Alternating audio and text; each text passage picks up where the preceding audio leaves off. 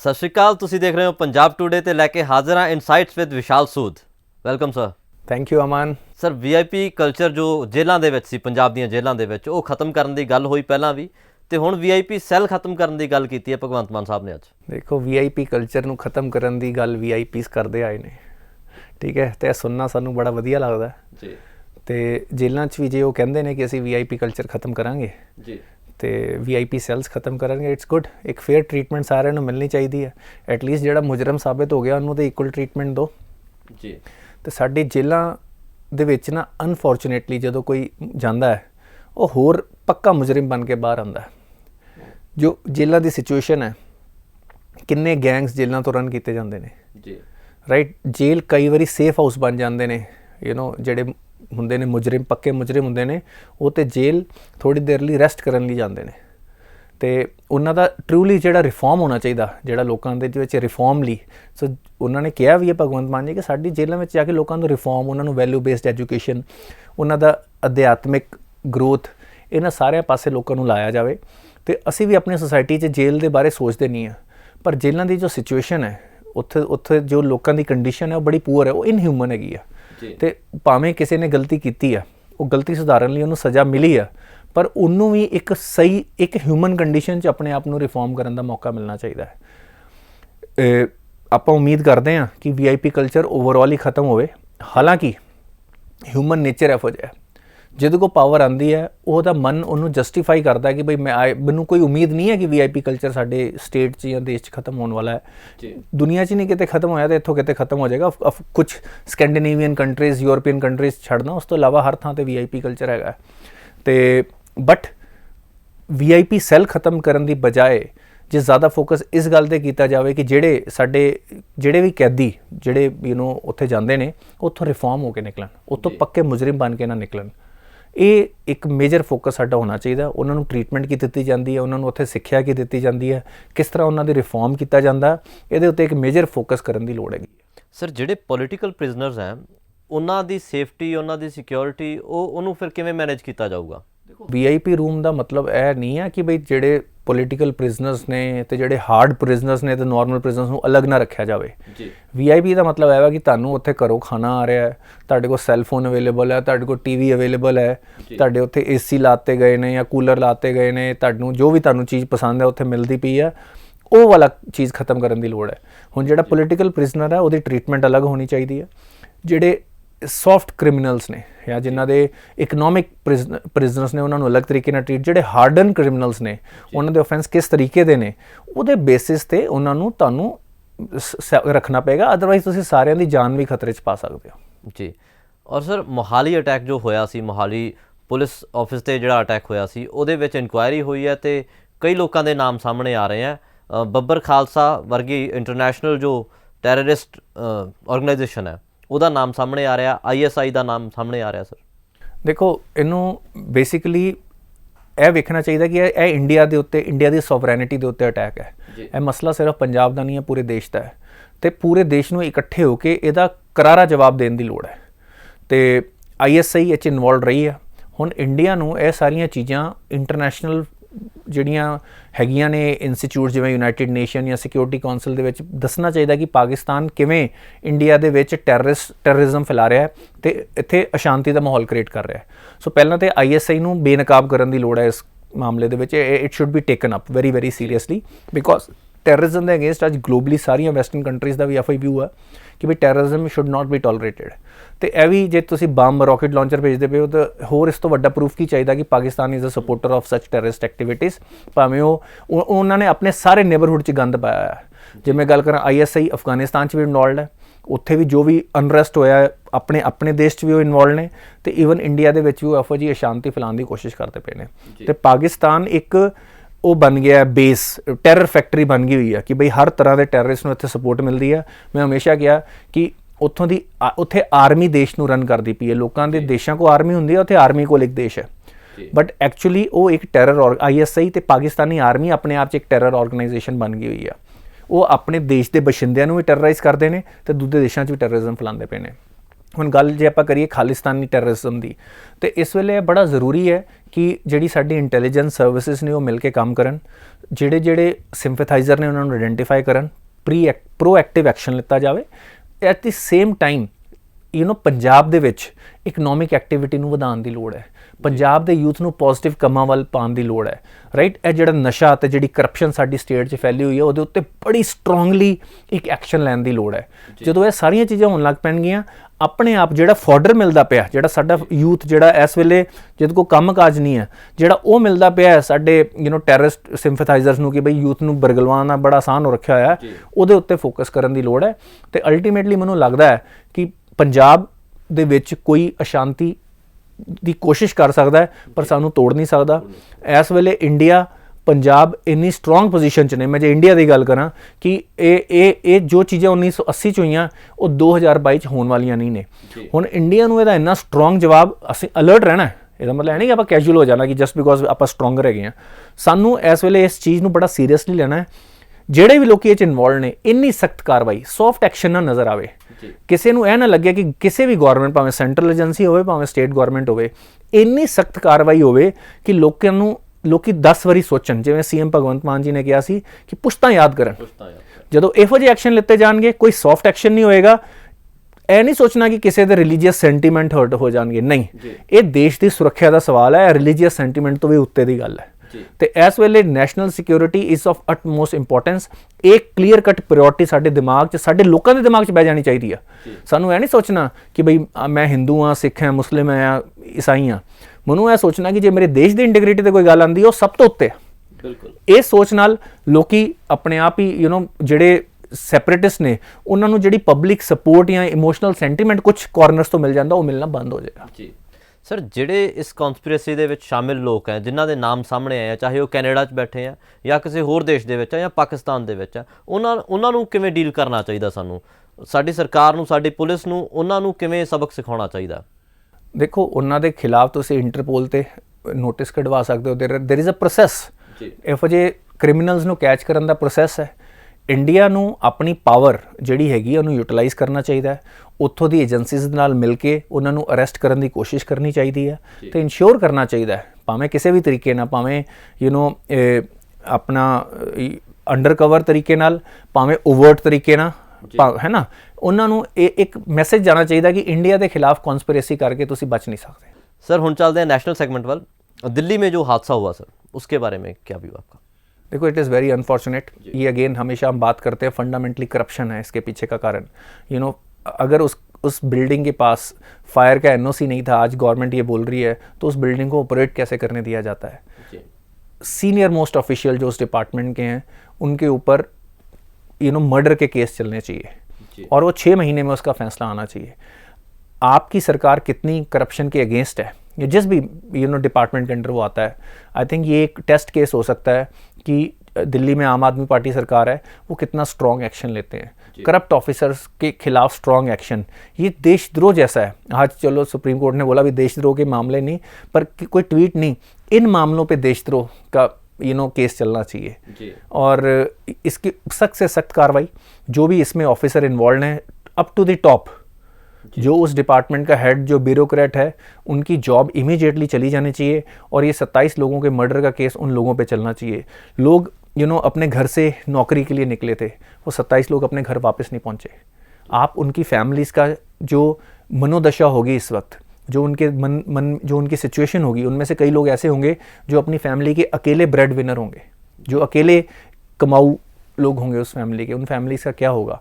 Government को इनको support करने के लिए, क्योंकि अल्टीमेटली गलती गवर्नमेंट की है, क्योंकि अगर फायर सेफ्टी नहीं और आपने वो बिल्डिंग बनने दी तो ये हादसा तो एक ही दिन होना होता है, 100 दिन तो ऐसे चलते रहते हैं और हम हिंदुस्तान में इन चीज़ों को बहुत कैजुअली लेते हैं। आज टाइम आ गया है कि हिंदुस्तान हिंदुस्तानियों की जान की वैल्यू करे। हमें एक एक इंसान की कीमत पता होनी चाहिए। यहाँ पे अनफॉर्चुनेटली जो VIP कल्चर की हम बात कर रहे थे, VIPs की लाइफ की तो बहुत वैल्यू है, पर आम आदमी की लाइफ की कोई वैल्यू नहीं है। अभी मैं थोड़ा सा हट रहा हूँ बात से। अभी कल एक IG शराब पी के एक गरीब दुकानदार को पीटते पकड़ा गया, क्योंकि उसको पता है कि वो IG है, वो किसी को कैसे भी ट्रीट कर सकते हैं। तो मेरे को लगता है कि सरकार कि सरकार को इस वक्त स्ट्रॉन्ग कार्रवाई, और हम सब लोगों को अगर प्रोटेस्ट करने हैं तो ये चीज़ें हैं प्रोटेस्ट करने वाली, कि कैसे आपने 27 लोगों को मरने दिया, कैसे इतना नुकसान होने दिया, कैसे इतने लोगों की जान खतरे में डाल दी।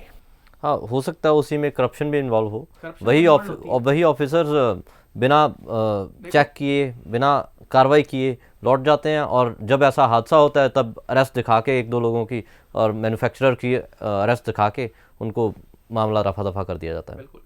नहीं, जो उस बिल्डिंग के मालिक हैं वो भी उतने ही जिम्मेदार हैं जी, उनके खिलाफ भी कार्रवाई होनी चाहिए। करप्शन तो दोनों तरफ से, सिर्फ सरकारी अफसर थोड़ा करप्शन करता है, आम आदमी के अंदर भी करप्शन है, वो भी तो पैसा देता है। तो हमें सरकार की थोड़ी ज़्यादा जिम्मेदारी है, पर हम लोगों की भी जिम्मेदारी है कि हम इस करप्ट माइंडसेट से निकलें।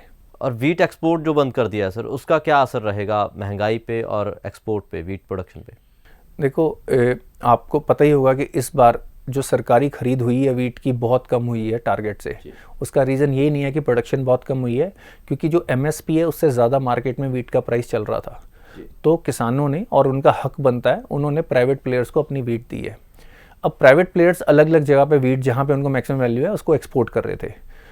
सरकार ने टाइमली एक्शन ले लिया, अदरवाइज जो फूड अभी इन्फ्लेशन का डाटा आया था परसों, तो फूड इन्फ्लेशन भी बढ़ रही है बहुत ज़्यादा पेस पे, और वीट एक हमारी नॉर्थ इंडिया की तो स्टेपल डाइट है, सबसे ज़्यादा हम वीट कंज्यूम करते हैं। आप बेकरी के प्रोडक्ट्स ले लो, हर चीज़ में हम वीट कंज्यूम करते हैं, और इसीलिए ब्रेड के प्राइसेस भी बढ़े पिछले कुछ टाइम में। तो वीट एक्सपोर्ट करके गवर्नमेंट की 2 मंशाएँ हैं, एक इंडिया में इसके रेट बहुत ज़्यादा ना बढ़े, हालांकि हमारे पास वीट की कमी कोई नहीं है, बट प्राइजेस बढ़ने शुरू हो गए थे इंटरनेशनल डिमांड के कारण। दूसरा, वीट वहाँ पे जाए, इंडिया की एक ग्लोबल रिस्पॉन्सिबिलिटी भी है, तो गवर्नमेंट जहाँ जहाँ पे इस वक्त वीट की सिवियर कमी है और ह्यूमैनिटेरियन क्राइसिस बने हैं, वहाँ पे गवर्नमेंट वो वीट भिजवा पाए। तो मेरे को लगता है इस टाइम पे एक्सपोर्ट को रोकना और रेगुलेट करना बहुत ज़रूरी है। सर, इन्फ्लेशन को लेकर ही पी चिदम्बरम जो पहले फाइनेंस मिनिस्टर रहे हैं, उन्होंने चिंता जताई है कि इंडियन इकॉनमी बहुत बुरे हालातों में है। इंडियन इकॉनमी इस वक्त एक बड़ी टाइट सिचुएशन से निकल रही है।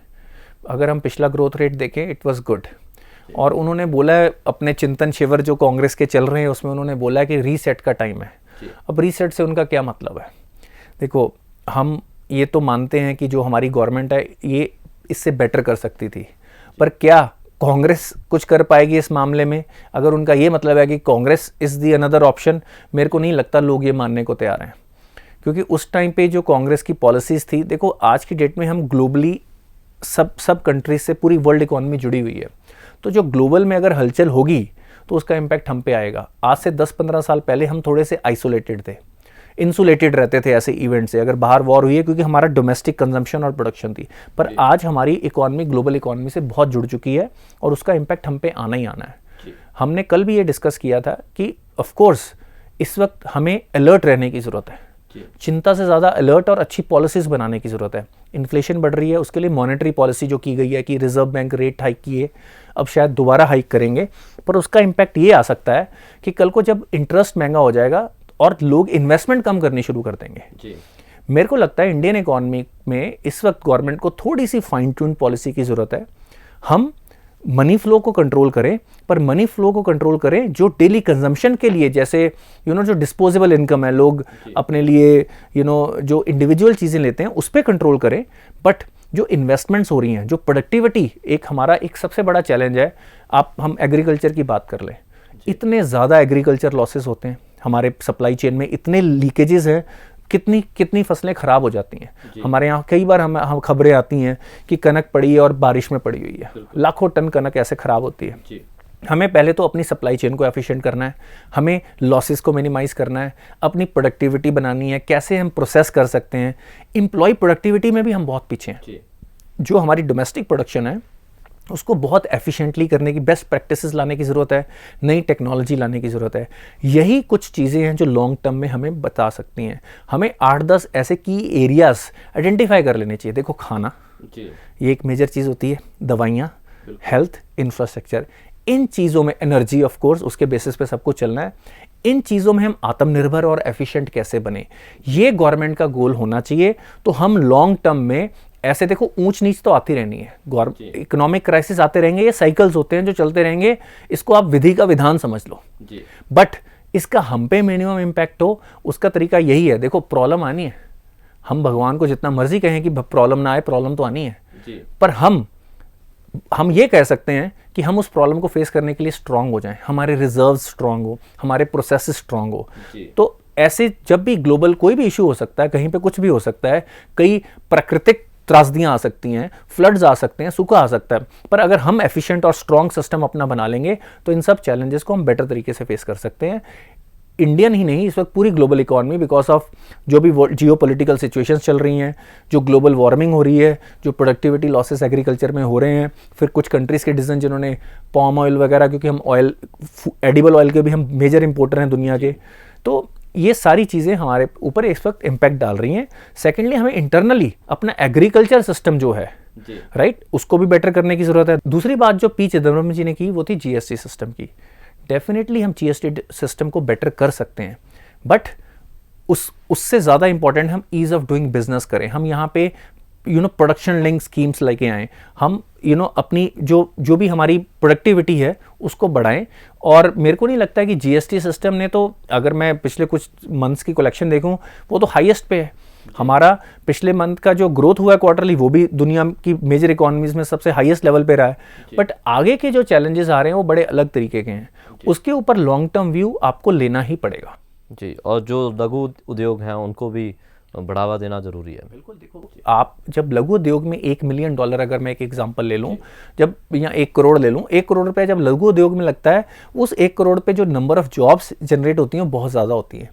विज़ा विज़ जो बड़े बड़े प्लांट्स लगते हैं उसमें 1 करोड़ रुपए में जो पर 1 करोड़ रुपए जो जॉब जनरेट होती हैं वो बहुत कम होती हैं। तो माइक्रो इंडस्ट्री पे हमें फोकस करने की ज़रूरत है, micro and medium industry. But इसका मतलब ये नहीं है कि लार्ज इंडस्ट्री नहीं चाहिए, क्योंकि जो भी इनोवेशन होनी है, जो भी रिसर्च होनी है, जो हमने टेक्नोलॉजी में आगे बढ़ना है, वो बड़ी कंपनियां ही करेंगी। अगर आप साउथ कोरिया का एग्जाम्पल ले लो, वहाँ पे 1-2 बड़ी कंपनियों ने पूरे देश को टर्न अराउंड कर दिया। हमारे देश में भी इसका मतलब ये नहीं कि हम बड़े बिजनेसमैन को अपना दुश्मन समझ लें या सोसाइटी का दुश्मन समझ लें। R&D, नई टेक्नोलॉजी लाने में एक इकोनॉमी, एक इंडिया को ग्लोबल लेवल पे रिप्रेजेंट करने में उनका एक मेजर रोल रहता है। तो एक कॉम्बिनेशन, मेजॉरिटी एम्प्लॉयमेंट हमेशा स्मॉल एंड मीडियम इंडस्ट्री में आएगी, पर लार्ज कंपनियां भी हमारे देश की जो फॉर्च्यून 500 का पार्ट हो, बहुत ही ज़रूरी पार्ट है जी। सर, 20 पंजाबी ओंटारियो के इलेक्शंस में एक्टिव हैं, तो उनका क्या असर रहेगा इस बार? पंजाबी ओंटारियो में दिखेंगे इलेक्शंस में? देखो, पंजाबी और कनाडा को अब आप सेकंड पंजाब ही मान लो, तो अब जहाँ पे एक पॉपुलेशन का पार्ट बनोगे, और पंजाबी हमेशा से एंटरप्रेन्योर रहे हैं, हमेशा से उन्होंने लीडरशिप क्वालिटीज़ दिखाई हैं। ये तो हम उनको अच्छा इन्वायरमेंट नहीं दे पा रहे, वरना जो पंजाबी, जो हमारे अंदर जो कैपेबिलिटीज़ हैं, पंजाबियों ने तो नाम रोशन किया है दुनिया में हर जगह जाके अपने देश का। तो definitely I wish them all the best, और मैं उनसे ये रिक्वेस्ट करूँगा कि वहाँ पे जाके वो देश के, सबसे पहले इंडिया के और पंजाब के इंटरेस्ट को रिप्रेजेंट करें, ऐसी पॉलिसीज़ बनाने की कोशिश करें once they become lawmakers, जिसमें हमारा यूथ जो वहाँ पे जा रहा है उसकी एक्सप्लॉयटेशन मिनिमम हो, उनको एक फेयर ट्रीटमेंट मिले, और वो वहाँ पे इनकरेज करें वहाँ की कम्युनिटी को कि इंडिया में भी, पंजाब में भी इन्वेस्ट किया जाए। शुक्रिया सर आपके इनसाइट्स के लिए। Keep on watching Punjab today. सत श्री अकाल।